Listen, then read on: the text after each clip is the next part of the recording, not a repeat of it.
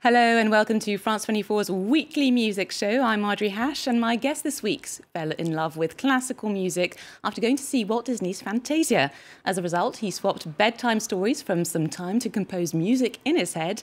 Now, so precocious was he that by the time he was 15, he was studying with some of the world's top composers. In 1980, when he was just 20 years old, his orchestral piece, Ringed by the Flat Horizon, was played at the Proms.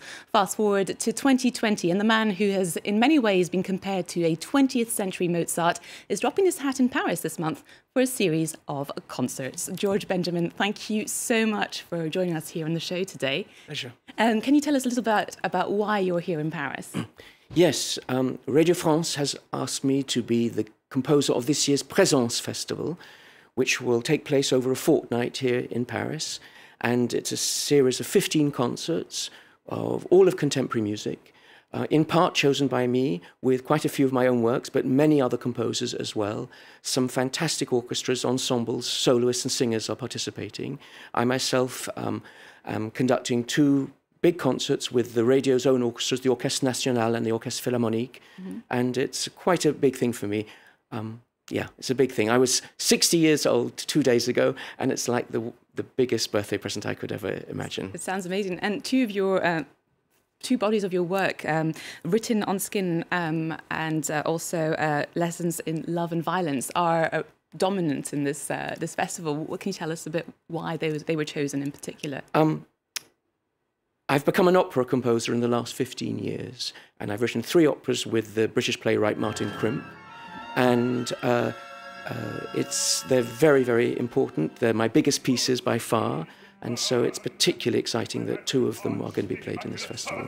One of them will feature on St. Valentine's Day in the magnificent new hall in Paris, the Philharmonie, Written on Skin, which I'll be conducting with the Orchestre National and a great lineup of soloists. That sounds amazing. Well, let's take a look at Written on Skin, which was performed at the Royal Opera House in London a few years ago. And what are these streaks of light?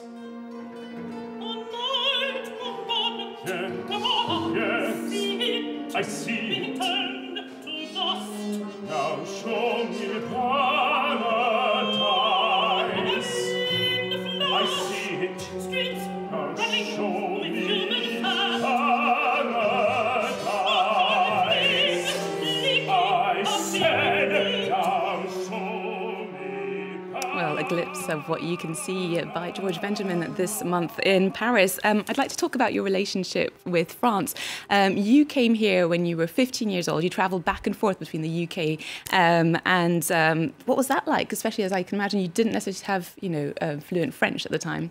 I didn't have fluent French, and I was very young. There was one reason I came, and one reason only, and that was because I had the most extraordinary teacher, one of the great composers of the 20th century, Olivier Messiaen, who was also famous not only as a composer, but as an organist and as a teacher. And his wife, Yvonne Loriot, taught me piano, and it was at the Paris Conservatoire, and it was amongst the most absolutely extraordinary experiences of my life, and it's had a great effect on everything that I've done since. And my relationship with France has been incredibly important to me and remains absolutely central to me.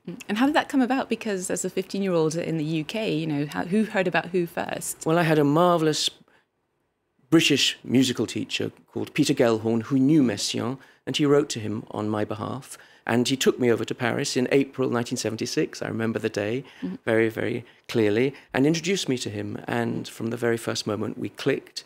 And he was the most wonderful man, as well as being a wonderful teacher, and of course a great composer too.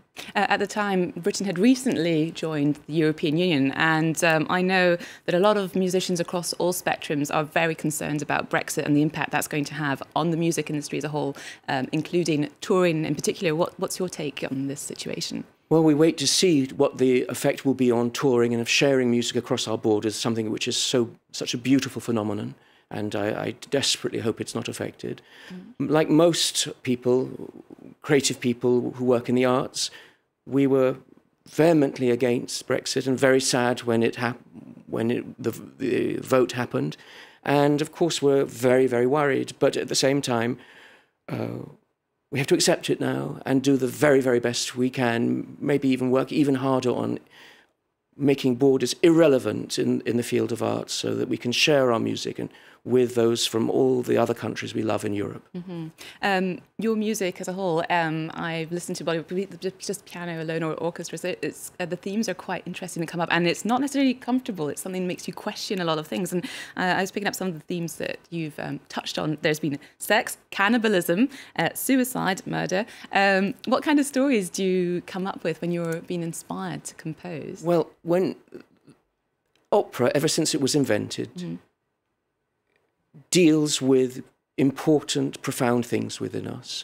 And over the centuries, as the form has mutated and changed and transformed, some of those themes seem to me permanent and as important as they were in Greek tragedy thousands of years ago.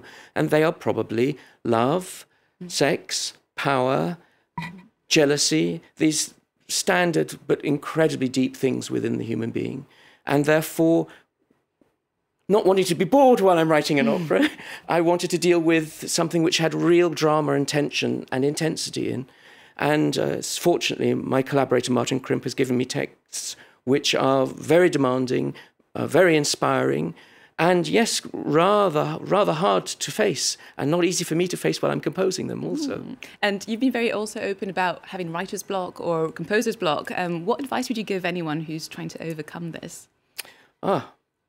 Be patient, be obstinate, trust that your inner self will eventually break through, and also just don't sit around waiting for inspiration to strike. Beckon it by working, by failing again, and then suddenly something will open up and a piece starts. Oh, thank you very much for those wise words, George Benjamin. How about we check out some of the new releases that are out this week? There's France, there's the UK. It's not necessarily classical music, but let's take a peek. You might like what we've got coming. First of all, this is a man who is French, who's known for having long hair, glasses. He's called Sébastien Tellier, and he came to fame in the early 2000s with a track called La Ritournelle, which features a lot of piano. And, well, he's back now with his trade black fluffy hair and sunglasses, and this new track is called BALLET. Here we go. It's very colourful.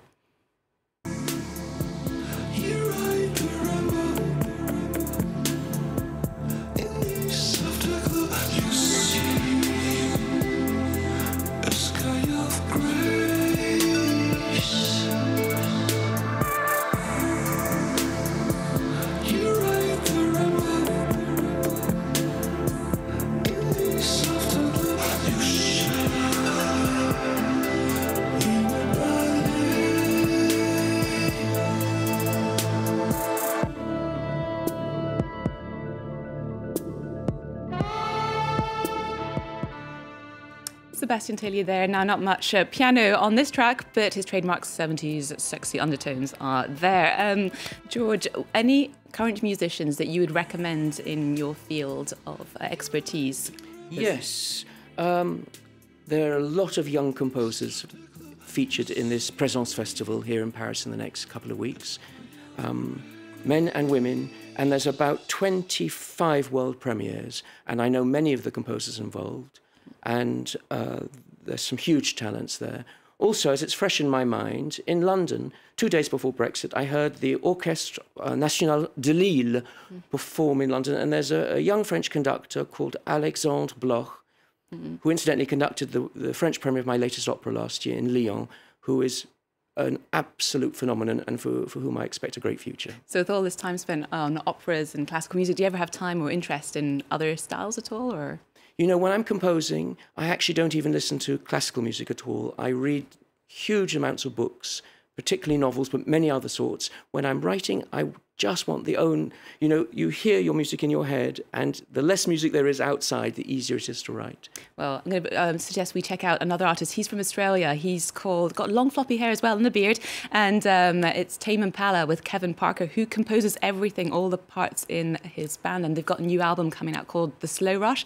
And it's set to be released on Valentine's Day, the first single, Lost in Yesterday, which is a beautiful 70s tinted effervescent pop song, stays true to the soul composer's look on music. Here we go.